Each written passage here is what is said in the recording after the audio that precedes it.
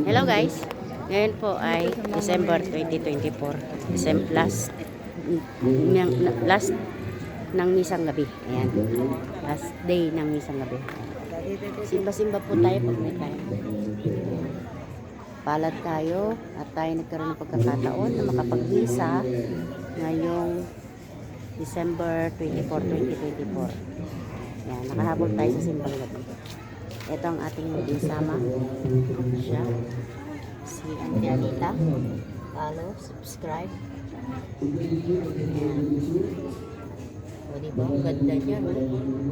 Tapos, simple lang yun. O. Ayan. Thank you guys. Salamat po. Kami nakapag-misa.